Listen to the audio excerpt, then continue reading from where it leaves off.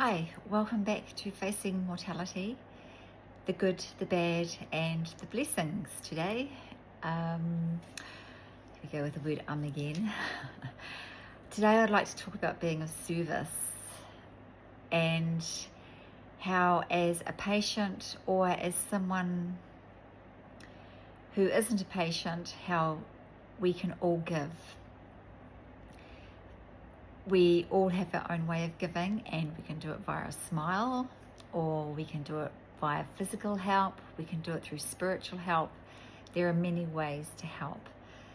I was actually watching some ducks yesterday, in fact 2 adult ducks with their little 8 chicks, and or 7 actually, one's gone. And it was quite interesting to watch. When the mother went away to get her food, she just abandoned the little chicks, but the father was there watching the whole time. I've not actually seen that in the wild. I've only usually seen the mother with her chicks. I haven't seen, or ducklings I should say, I've not seen the fathers around, so this is quite cool. So being of service, I remember being told when I was diagnosed, and friends and family all came around saying, what can I do? And I didn't like it because of the fact that I was all of a sudden becoming dependent on others. And that's something that the sick face, and it's also something that the elderly face. And it can be really hard to make that transition if it's more or less an overnight transition. You know, someone who's been in an accident. But I didn't think I could help others, and people said to me, of course you can. Look at what you're doing. You're going through this and you're showing us courage. You're telling your story. You're giving us the strength, and the ability to reflect on our own lives and on what is important in our own lives, because our health can be taken from us in an instant. And we never think of that. We never think of losing our health. Especially when we're healthy, especially when there's nothing wrong. All my blood tests, apart from, as I've said before, the stage 4 cancer, all my blood tests were okay, and no arthritis in all my teeth, and I was just used to living, and all of a sudden I felt I was becoming needy. So I would like to talk about the way I have had help and the types of help available that there are, and there are so many that this is actually my second attempt to do this video. I'm actually wanting to go to bed because I'm so tired. But I've decided I must get this video out first because I think it is an important one. And as I said, this is my second attempt because there's been so much help, I've forgotten half of it. So I've tried to do some brainstorming on some notes as to what kind of help there is. So, the very first lot of help I had was my mother was helping me make juices. She was taking me to all my appointments, MRIs, which also happened in the first 2 weeks because the surgeons needed more information before they could give me information. Same with the oncologist and the CT scan that I had, as well as the appointments with all of the doctors. And then with my vitamin C treatment, she took me to those, and we went grocery shopping to get the organic food. I've mentioned that before, the organic juices. So my poor in her early 80s-year-old mother was driving me around everywhere. And for that, I'm forever grateful. I also had other people give me lifts. I had,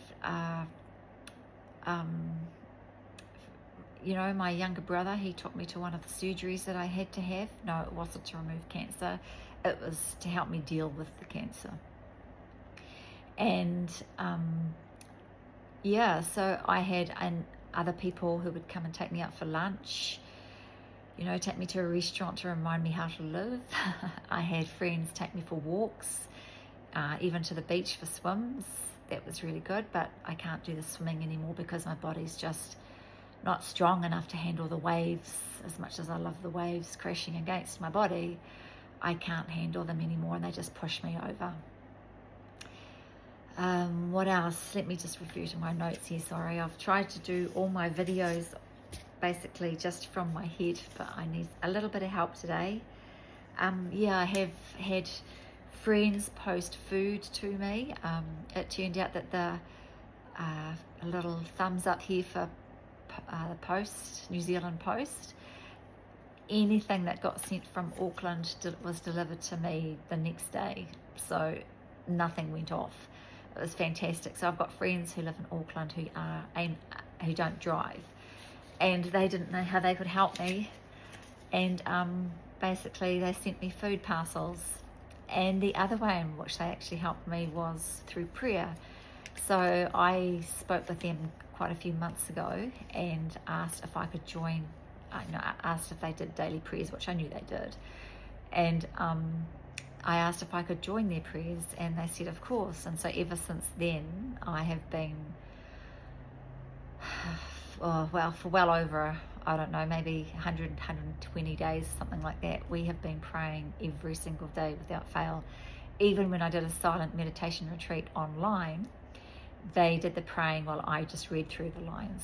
So, and speaking of prayer, the other prayer I have had is the power of intent. And I think there's a Lynn McTaggart or something. Anyway, she believes in, when people get together and the power of the intent. And so I have had this lovely woman and man organize every day these prayers for me. Let me go back. That every once a week I have had intent prayers done for me, where at least 8 people get together. We've had on the odd occasion a few less, and basically pray to remove the cancer from this body and to help my immune system fight back with the cancer and to help restore the cells. Now, we all believe that there is something in this, because I don't know if you are aware, but there is we all know the power of thought. In fact, it's mentioned even in spiritual books and religious books and stuff, that be careful what you think, because it's what you reap, basically. Your thoughts become your words, become your actions. And so with this power of intent, we know that if we think something through and we meditate on it, or we repeat it often enough, we are putting it out there to the universe. For example, we might want to manifest through the vibration. we want to manifest more money or better health, as in my case, or falling in love, relationship type things. So yeah, there is a lot to it. I will be touching on spirituality again down in it with its own topic, but I would like to say at this point that ever since I have been doing these prayers with the one-on-one and the spiritual group, that the numbers, the cancer markers, have not actually gone up since, that they've maintained that amount. There's a few things that I'm watching, like my iron, because cancer likes to eat iron, my weight, in terms of it dropping, and of course the cancer markers. That's sort of what I can do without getting MRI scans done every 3 months, which is what I'm supposed to do. So the cancer markers have basically maintained since I've been been in these prayer groups, and I think that's quite amazing, really, given all the other stuff I've done, which I will mention in another video. This one for now is focusing on being of service and helping each other. So going back to that prayer, actually, before I come off the topic of prayer, the couple that I pray with, she actually had some divine intervention in her own life once we started praying. We weren't praying for me, we were just praying basically to God. I don't know whether you call God or a higher self, or a creator of the universe, whatever. But we'd pray to God every night. And since then, she's been having these beautiful prayers with her mother, who's elderly and has struggled health-wise, but she's doing these prayers with her daughter, who I pray with, and yeah, it's turned her. It's turned, the mother has heard, she's turned around. She just looks forward to these calls every day. She's become more lucid.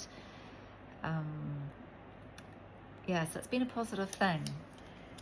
What else would I like to talk about? I had friends when I wasn't sure what's happening, and we still, as you know, we don't know none of us know when our number is up really, but I had friends take me sailing on their boat. I really love being on the water. I love it. It's where I feel at home, is being on a yacht. And they took me out for a huge big sail one day, and we jumped in the water when we had anchored out, and it was just lovely, just lovely. I have had a friend who's been really cool, and he takes me to my spiritual groups, which is a long drive for me, and he makes sure I get to them and back home from them. He's also helped us out here by looking after our lawns and doing some weed eating and stuff in the time that he has. He's not a spring chicken. He'll be in his early 70s, and he's works full-time Monday to Friday during the week, and he helps people out. You know, he's worked for St. John's volunteer, Fire Brigade volunteer, so he's always giving of his time. You know, if you talk about someone who's being of service, he's unbelievable, really. He just does it. He helps you because he can. And I think that's really, really cool. So he comes around here and mows the lawns, and he's also given me fuel vouchers. So when Mum was taking me for all my trips to all my appointments, we were just out in the car doing at least 1 hour one-way trip, 2-hour trips at least every day. And yeah, he gave fuel vouchers all the time to make sure that we could cope with the financial outlay of that. That was really helpful. What else have I got here? Yeah, I've had people stop by for a cuppa and a chat. That's always really lovely. I'm quite spoilt in that regard. I have lots of people who care for me, in fact more than I ever realised did. I didn't realise how many people cared for me actually until I got this disease, and that's why this disease has had quite a few blessings. Yeah, work helped me out. I think I mentioned a little bit about work on the second episode. Yeah, work have helped me out financially as well. They were really cool. I was just so blessed to land that job. I remember I'd gone for a job before that one, and I didn't get it, and I was quite gutted I didn't get it. And so I waited a bit longer, and then this job tuned up and I got it. And you know, there's the thing about patience, isn't there? You wait, and you know that things happen for a reason, and the reason for me, came. I got this job, and then I wasn't there that long in the scheme of things compared with my other jobs where I'd worked out for 8 or 9 years. Yes, very loyal. Yeah, they helped me out financially as well. What else have I got here? I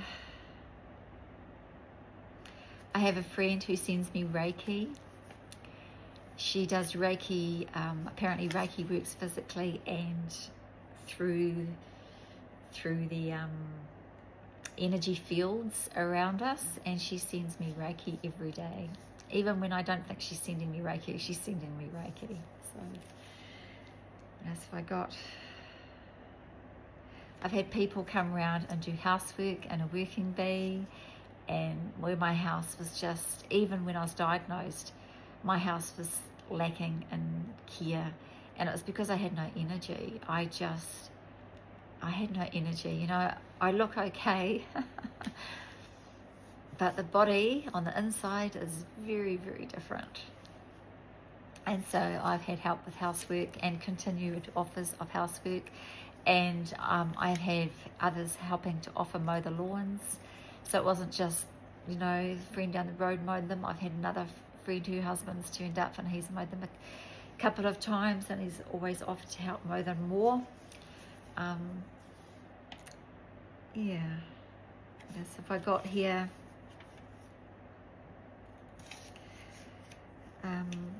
oh yeah, the phlebotomist. So that's the nurse who takes my blood, so it can get all sent off to the labs for the blood tests.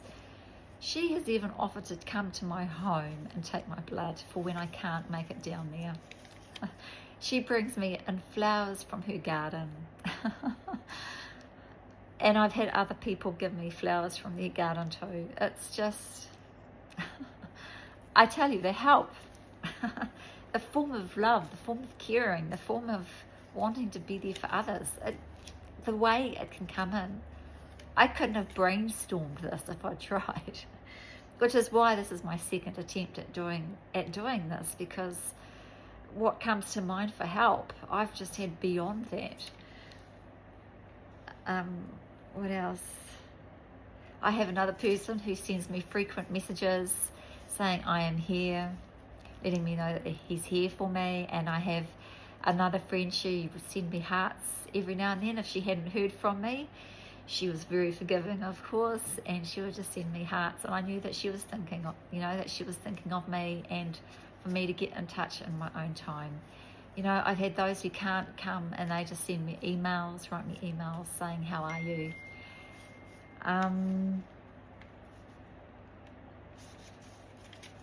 What else have I got? Yeah, so if I haven't included everyone I know with everyone, what everyone does, I'm so sorry. I'm just blessed. I couldn't say anything else. I am just blessed.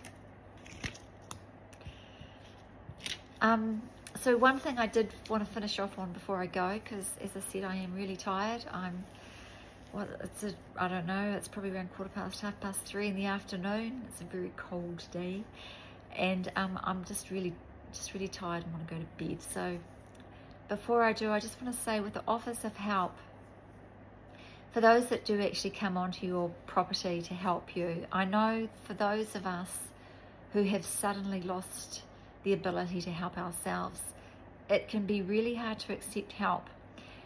And it can be because you're not used to receiving help. Well, if you don't accept the help, when is it going to get done?